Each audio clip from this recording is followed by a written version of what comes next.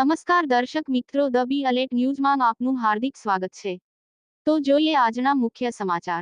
મોસાળું લઈ જતી આઈસરને નડ્યો અકસ્માત।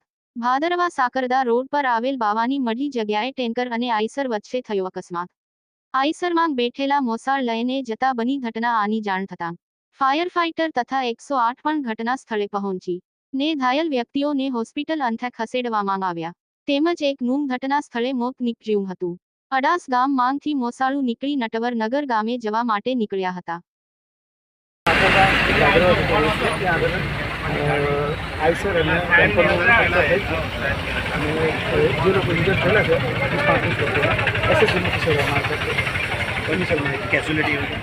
છે। સાહેબ કેટલા જણને ઈજા થઈ છે? એસએસજીમાં મોકલા છે જેટલા લોકો ઇન્જર 30-35 લોકો ટોટલ કેટલા? 30 થી 35 અંદાજિત છે।